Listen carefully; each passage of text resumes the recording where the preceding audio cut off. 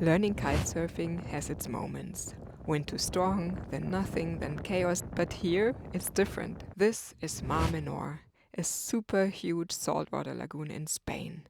And I didn't expect progress to come this fast. I went like crazy. Hi, I am Magda and this is Ollie. We built our camper van Moose and now travel through Europe mostly for kitesurfing. And I document our travels with a phone right when it happens. So let's go.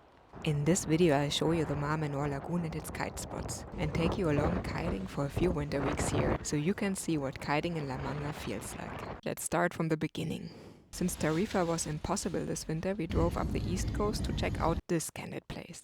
Mar Menor is kind of strange. A gigantic lagoon so big it's called Little Sea and so shallow that you can stand for hundreds of meters from shore. And along this narrow strip of land, La Manga, you have water on both sides.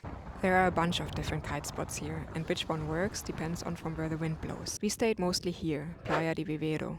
A bit deeper water than other places, often a bit more gusty wind, sometimes with fishing nets, but still pretty forgiving. Closer to the start of the La Manga strip, it gets really shallow and super flat. And at its best, the wind blows super even for hours straight, probably the easiest place to learn. And when the wind turns, you just go to the other side, because as a beginner, you want the wind to bring you back to the shore.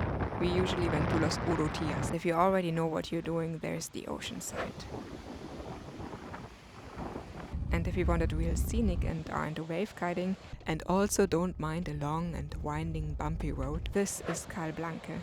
Well, without the wind and the waves on this particular day, though. But knowing all this is one thing, what really matters is how it feels to kite here. So let's dive right in. Alright, I'm trying my first kite session here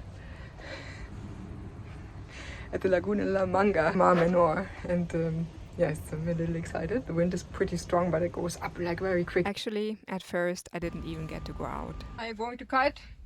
Maybe. You look like it, but it's snooking outside. People are with 5s. You have a 7. Perfecto. Getting off your beer socks, I see. So I watched and waited for the storm to calm down.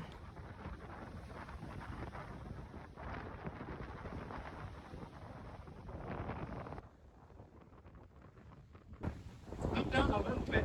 A little bit, yeah, maybe in an hour or so. All right. What happened to your pants? Well, I'm changing. I'm getting ready to kite. What's happening here? Stop it. I'm getting ready to kite. But there's also a lot of fisher nets, and so I'm a little nervous, but I will try. I will give it my best. All right, in the wetsuit. Ollie putting his storm jacket on so he can babysit me and not get cold. Forever, baby. Yes, I feel a little bit like a forever baby, but it's not easy to learn Tarifa. Now we are finally at the lagoon. I think that should have happened much earlier. Well, maybe it were really more the conditions so far, but let's see.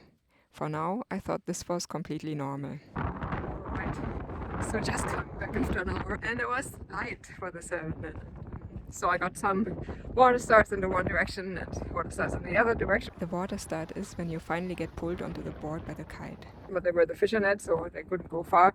But in one direction I hardly got up and I didn't get going. But then it all of a sudden picked up again, and then I couldn't even walk out because it was onshore wind. And so I had to zigzag out.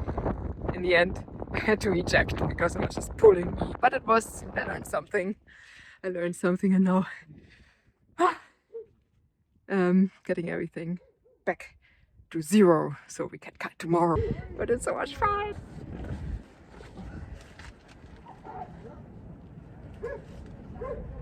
Crazy, the wind was so heavy that all the trash cans, that was the wind. It was just really crazy. The car was rocking like, and the sand was flying, and the storm just didn't stop.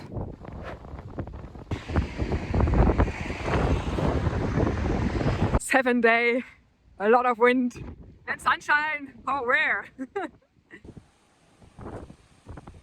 It's a lot of wind. It's a lot of wind. I have a lot of respect for strong wind, so wish me luck. But I'm super excited to go. I can't wait.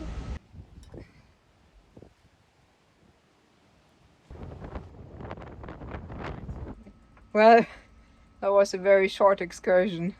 The wind is too strong even for our 7. Ollie would have been fully powered, so that would leave me with completely overpowered. It's why we wait now for maybe hopefully it to drop because it's quite perfect. I wish we had a 5. Or do you think a 6 would be fine? Better. Dang.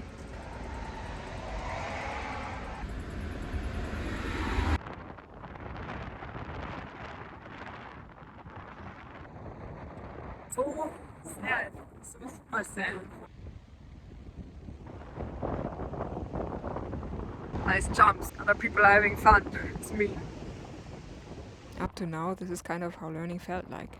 I didn't know yet how much the right conditions could actually matter. Sun just rose and it's super calm and the colors are just amazing. Also the sunsets here are just, it's always fire. But I think it's the first time I was actually taking a real peek at the sunrise. So pink and so soaked in this light, soft colors. Very, very beautiful. And I even start to love and appreciate all those buildings that I didn't like before, but somehow it still has something. It's a cool vibe. And then the storm was gone. Arrived at the kite beach. Let's check it out. What are you checking out? The wind. You should go out. It's true. It's very low.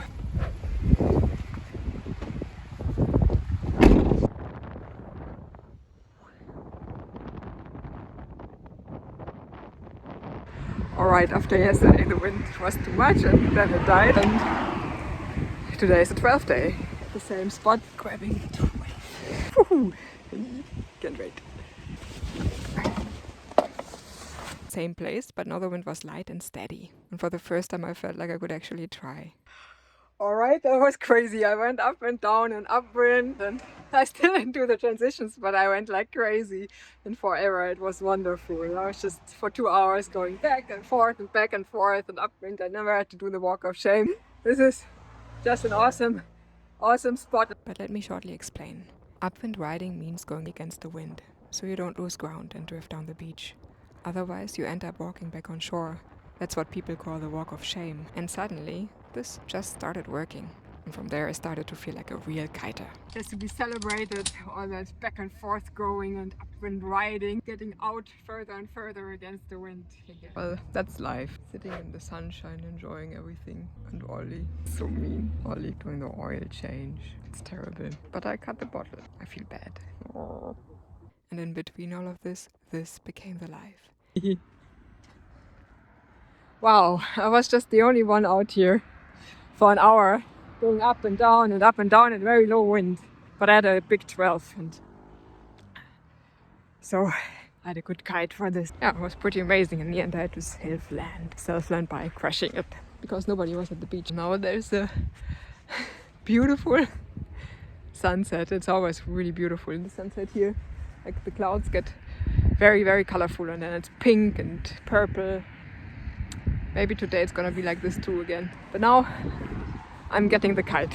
I have to deflate it and put it back in his bag. It still wasn't perfect, but it didn't have to be.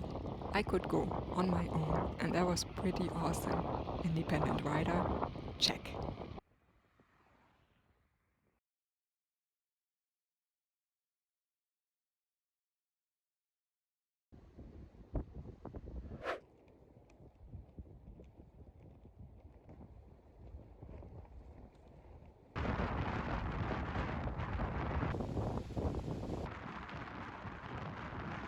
Super strong wind.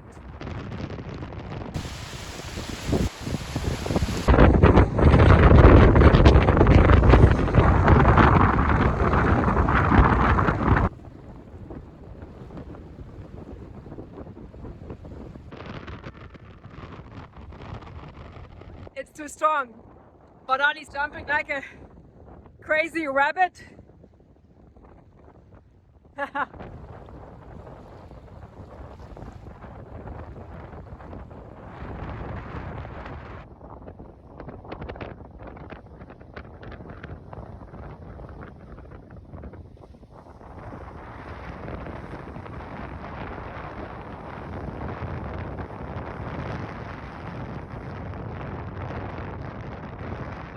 Testing the ocean side. Launching Ollie's kite. He's gonna try a 12 even though there's not much wind, and there was so much wind for the whole week in the forecast, and today it just all dropped to nothing. But yeah, now Ollie needs to launch.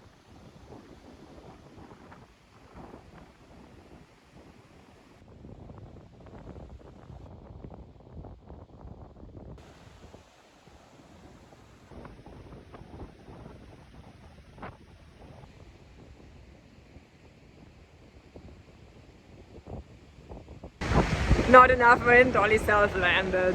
Just when I wanted to jump, get the kite.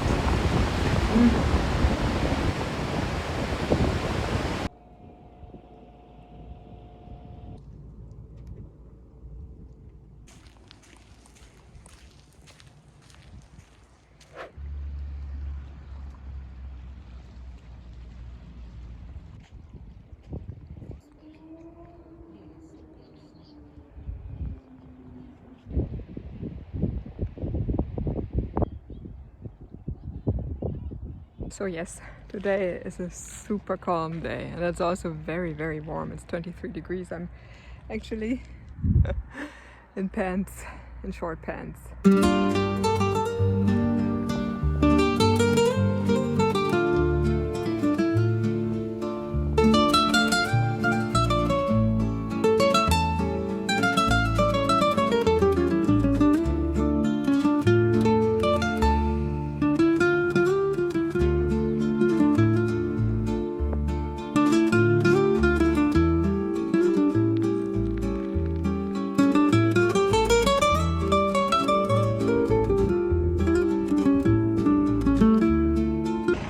Our moose broke down. Now it has to be picked up by a pickup truck.